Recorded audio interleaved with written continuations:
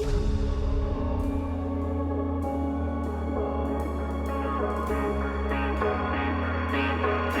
gentlemen. Although mayonnaise typically behaves as a solid, when subjected to pressure gradient, it begins to flow in a manner similar to plasma under comparable conditions.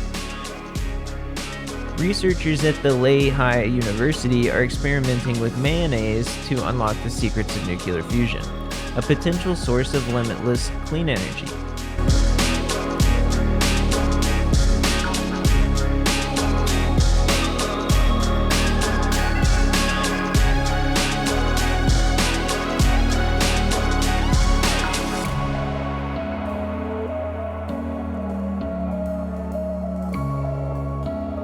Hello, Inspired Earth. It is excellent to have you all back this week listening again. Thank you so much. I have some big things coming down the pipe eventually. Can't say exactly when everything will come out, but we will keep on trucking with the news, and just know that I have some stuff on the back burner too that will be exciting whenever we can finally get through it. So with today, we're going to talk about Neuralink, an update with that, and then a pretty strange Chinese drone, and then go on to the astronauts trapped in space, which is pretty embarrassing, really. But then we're on to some more strange news of how mayonnaise may unlock the secrets to fusion, or some of the secrets to fusion, which is pretty bizarre. But apparently mayonnaise has similar consistency to plasma, so we'll be reading about that in a little bit. I thought that was hilarious, using mayonnaise to find fusion plasma. So we'll move on to Venus after that, and then an update on Yellowstone, and we'll round it off with Texas and water rescue efforts in the East. So here we are with Neuralink implanting a second subject as the first patient is degrading, which is pretty sad and shocking, really.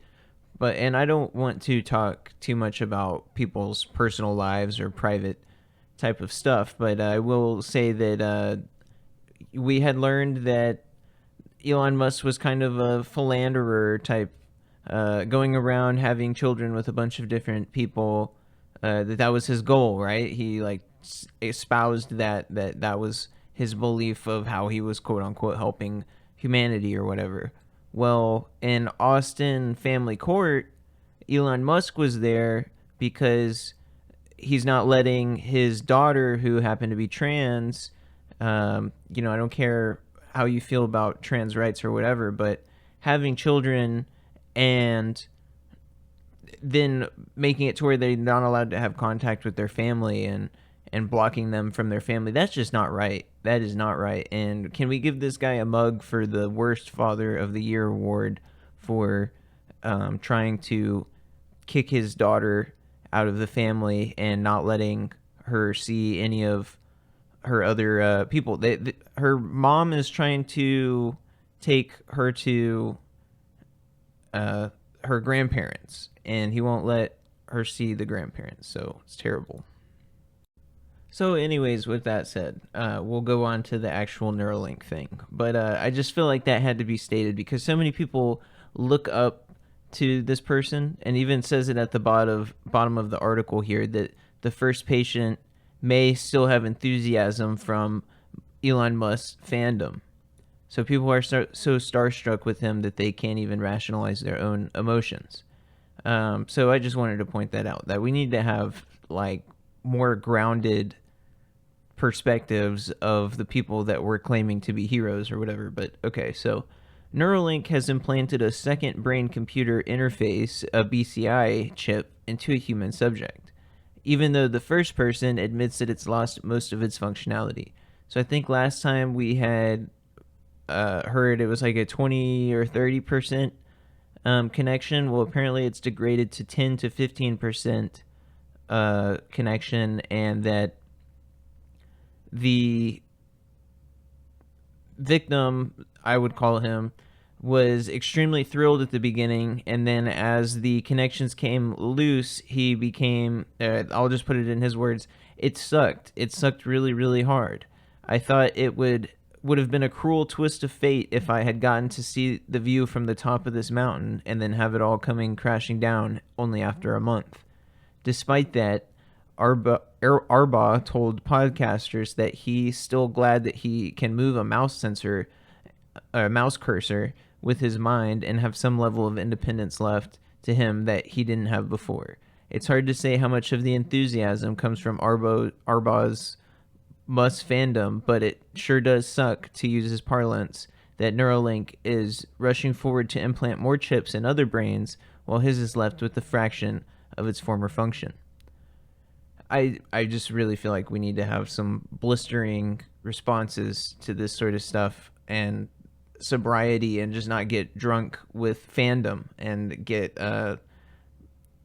just obsessed with following people like a cult of personality regardless of what they do. So we'll move on to a high-speed drone, amphibious sea dart with very strange behavior coming from China. Shanghai Jiaotong University, SJTU, have made a winged plane that can fly, dive, and be underwater at high speed, unlike nothing else, called the Neza Sea Dart. The name Neza refers to a deity common across Chinese Buddhism, Confucianism, Taoism, and other folk regions. He was famous for his great strength, bravery, and skill with magical weapons, and venerated as a protector of the innocent against evil. He also emerged from his mother's womb a fully grown boy, but let's not dwell on that. Named for this god character and classed as a HUV, hybrid aerial underwater vehicle, the Neza Sea Dart is a tail-sitting electric vertical takeoff and landing eVTOL craft, which is pretty noteworthy. But it's not just an eVTOL. It's capable of taking flight and landing on its tail on land or on water. It can also dive at a high speed, nose first, into the water, like a kingfisher, turning it into a fully submersible vehicle able to complete tasks underwater before popping back out and taking winged flight without skipping a beat. While the world has already seen many examples of seaplanes and helicopters that land and take flight from the water, none have been able to dive below the water's surface to operate and survive to take flight again. The Neza Sea Dart looks as though it's taking some of its styling cues from the U.S. Navy's 1950s prototype Convair, I'm pretty sure, Sea Dart, the only seaplane to have ever flown supersonic before it experienced rapid, unscheduled disassembly mid-flight and was scrapped. I'm pretty sure rapid, unscheduled disassembly is key to, aka destruction, that is being destroyed in flight. I guess they abandoned it. The Sea Dart has unique twist of having 4 propellers for aerial flight and 8 underwater thrusters. It uses a combination of aerial props and thrusters for autonomous underwater navigation. And here we have like a business card with a picture from Neza Labs. It's interesting. The Neza Sea Dart was recently put through its paces in a 10-day-long test in China's Thousand Islands Lake of Zhejiang province. The purpose of the test was to prove its ability to cross between land and sea and air seamlessly. Its delta wing configuration generates enough lift that can cruise like a fixed-wing aircraft. Watching the video, it's not hard to think that it looks like a UAP/UFO the way it flies around in seemingly impossible ways. Possible use cases for unmanned HAUV or HAUV, like the Neza Sea Dart, could include marine research, search and rescue, or even just marine exploration. And sneakily blowing things up, of course. Watch the clip below. We'll skim through some of this. Kind of just looks like a little triangle remote control plane at the beginning. It's pretty small as well. And I'm pretty sure it's showing the landing and taking off, vertical takeoff from water. Here we go. Wow. Yeah, that does look like a UAP. It looks like a mini one. Wow. Especially with the lighting there. That's pretty astonishing. It's like a hovering black triangle. It ripples the water though. So anybody that's like looking for UAP videos and stuff like that, that rippling of the water right there would give away that it's some sort of air thrusting type of stuff, which we don't see in UAP type of stuff. So as far as its looks, yes, it does look like a UAP or a UFO or some sort of flying triangle, which I've talked about on the program. I'm sure that you guys remember that episode. However, the videos of Gimbal and the other ones show it not disrupting the water, which this is disrupting the water. You can see that water getting splashed around right there as it's taking off. It does look really cool, and it looks fun. It looks like it'd be a really cool... I wish I would have had one of these as a kid. And watching it dart around in the water here also does look like a UAP. So I just wanted to say that is notable. And bam, we have a big splash on that one. It seems like when it comes out of the water, you have a big splash when the rotors come through the surface of the water. So it's notable that the shape looks so much like some of the classic UFO type of things, but the thrusting is obviously not the same propulsion, which nobody would have thought that a UFO was propeller driven, right? Of course not. But it is notable, and it's very interesting with the shape and the way that it moves. Of what if they were to have a bigger version of this and put some sort of propulsion in it, a different type of propulsion? It's very fascinating. And here we are with some more technical details.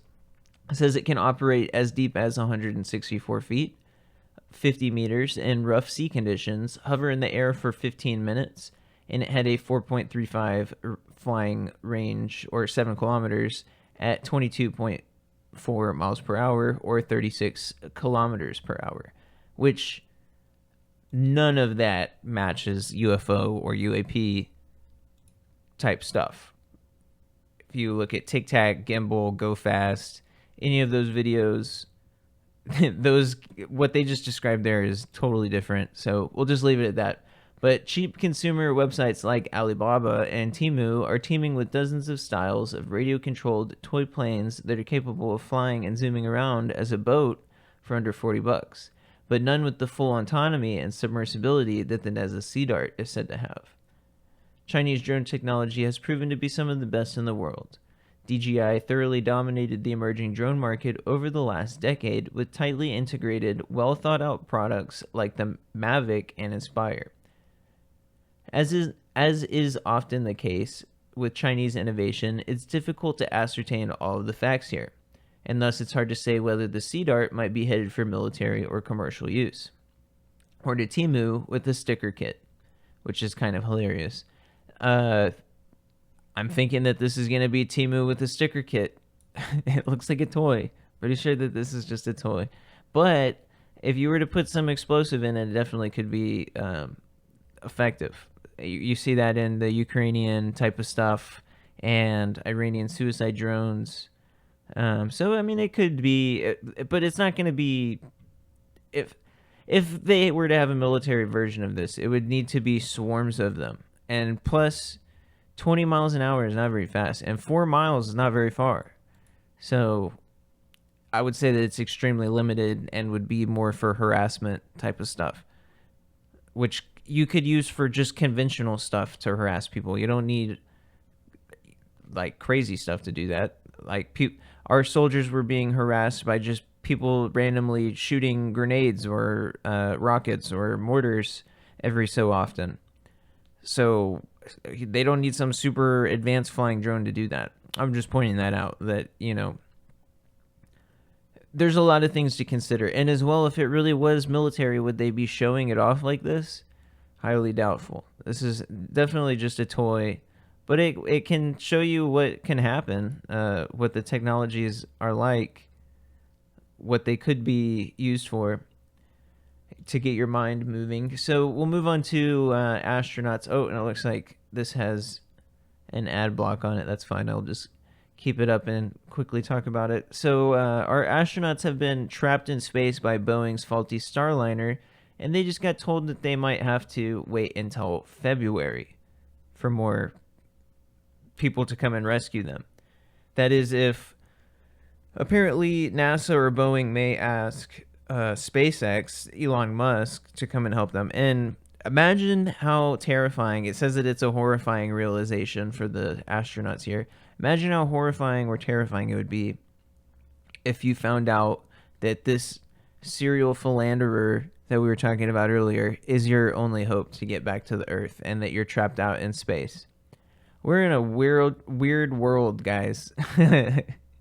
It's kind of comical, but I do feel bad for the astronauts stuck up there. There's been other astronauts that have been stuck for a long time. Hopefully they get to come back soon. Depending on how long they've been there, they may need to have physical therapy when they get back. And yeah, hopefully their bodies can recover, because getting stuck in space for longer than you're supposed to can have pretty damaging effects. So hopefully they make full recovery and they can get them back sooner rather than later. And we'll go on to one of the more amusing ones of sandwich to star power. Mayonnaise may unlock never unstable nuclear fusion. Is mayonnaise an instrument? No, Patrick, mayonnaise is not an instrument. Although mayonnaise typically behaves as a solid, when subjected to pressure gradient, it begins to flow in a manner similar to plasma under comparable conditions. Researchers at the Lehigh University are experimenting with mayonnaise to unlock the secrets of nuclear fusion, a potential source of limitless clean energy. The research builds on their previous work, published in 2019, which also utilized mayonnaise to understand the physics behind fusion. We use mayonnaise because it behaves like a solid, but when subjected to pressure gradient, it starts to flow. The characteristic of mayonnaise mimics the behavior of plasma under similar conditions.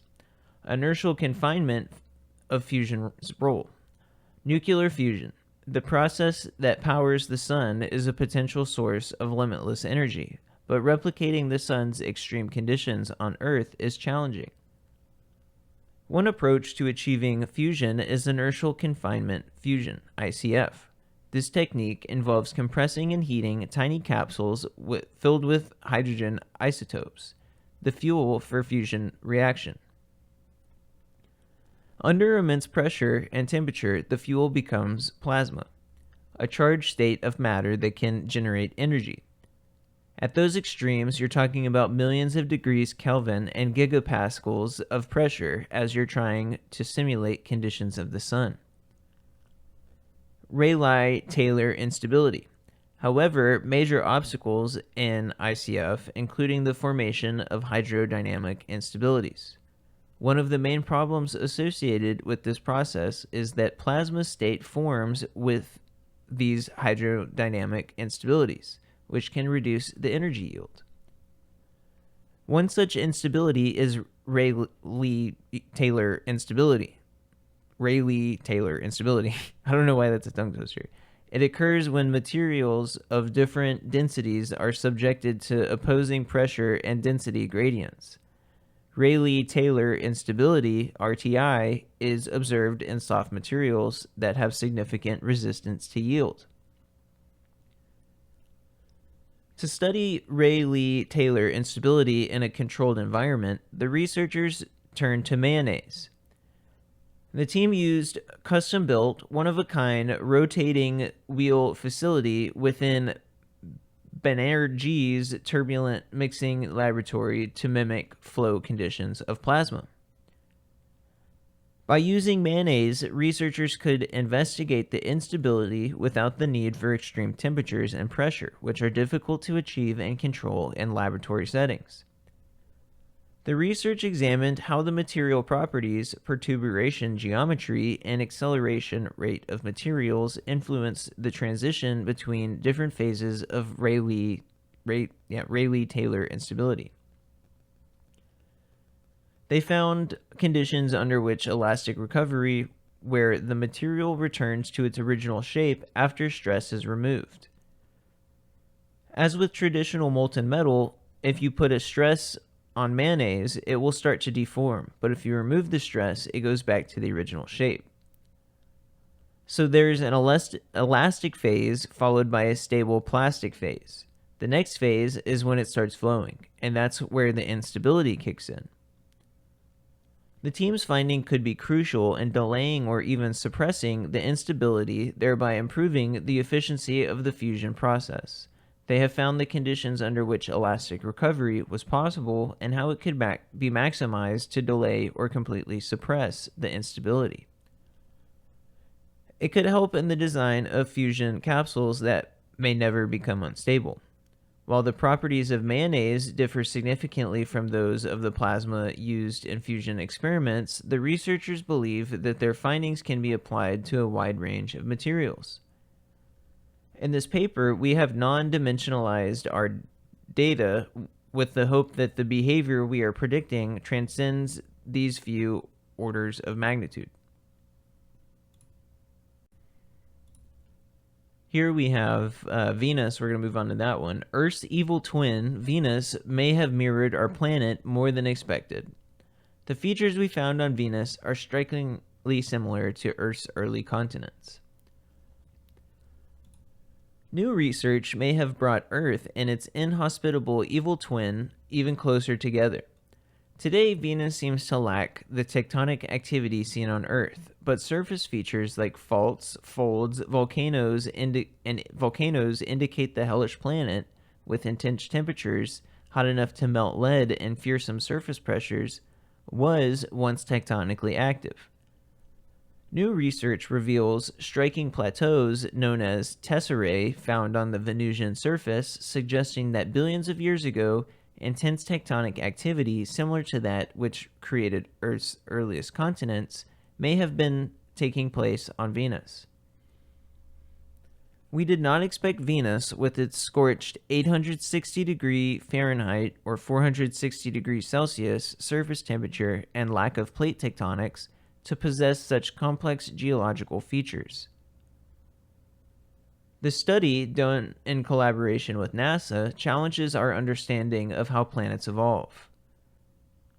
Plate tectonics refers to the theory that rigid outer layer of a rocky planet's crust, called the lithosphere, is made up of a number of large plates that move around, over, away from, under, or against one another. In the process, these actions help to shape a planet. So far, active plate tectonics have only been observed on Earth. Venus, the stagnant lithosphere, or stagnant lid, only has a single plate with minimal movement. However, its tectonic past remains heavily debated. Many scientists speculate that Venus may have transitioned from limited tectonic movement early in its history to the stagnant lid model that exists today. To investigate this, Capitano's team was drawn to formations on Venus called the Ishtar-Terra Highlands, which are unusual formations given the current lack of plate activity. The Ishtar-Terra Highlands consist of an Australia-sized crustal plateau with an average elevation of around 2.5 miles, 4 kilometers, that is comparable to that of the Tibetan Plateau. Surrounded by elongated mountain belts with elevations of around 6.2 miles, taller than the Himalayas. The team wrote in a paper discussing the findings published in the journal Nature Geoscience. The region is floored by thick crust that is comparable to that of the cratons on Earth, which I looked up the cratons. I think I had to look that up before, but I had forgotten it. Cratons are like a proto-continent. So that's the first continent on Earth, or continents are called cratons, apparently. So they're saying that Venus also had cratons, or these first continents. On Earth, these formations resulted from tectonic plates butting up against one another. But on Venus, how could they have formed with a quiescent surface? The team speculated that these formations might provide further evidence that Earth and Venus share similar geologic pasts that could hold the key to understanding the geological evolution of rocky planets. To investigate potential geological mechanisms that led to the formulation of the Ishtar-Terra highlands, the scientists used computer modeling coupled with data gathered by the Magellan spacecraft. In 1990, NASA's Magellan mission became the first spacecraft to image the entire surface of Venus. This allowed scientists to determine the thermal, chemical, and mechanical evolution of the planet's mantle, lithosphere, and develop scenarios that would have led to the formation of the Ishtar-Terra highlands. The team then compared the model's results to Earth's mantle process, using established scientific methods, and perhaps most importantly, researchers tested the different strengths of the lithosphere that would reflect Venus's higher surface temperatures. This approach allowed them to compare mantle dynamics and lithosphere behavior, integrating previous models focused on either tectonic features or planetary regimes, ranging from mobile to stagnant. The results showed that plateaus could possibly form through a process where the planet's surface thins and melts due to low strength, causing elevated areas as molten rock rises. Over time, the stretching slows down as the mantle becomes more resistant, leading to cooling and formation of higher plains surrounded by folded belts. This mechanism aligns with formation of the ancient cores of tectonic plates known as cratons on the hot early Earth, which took place before the onset of plate tectonics. This finding provides a fascinating new perspective on Venus and its potential links to early Earth. The features we found on Venus are strikingly similar to Earth's early continents, suggesting that the dynamics of Venus's past may have been more similar to the Earth's than previously thought. The researcher hopes that by studying similar features on Venus, it will be possible to unlock the secrets of Earth's early history. Our research has paved the way for future missions to Venus, such as Da Vinci, Veritas, and Envision. These missions will provide further insights into Venus' geological history and its connection to Earth. So then we're going to talk about Yellowstone a little bit. This one's pretty quick.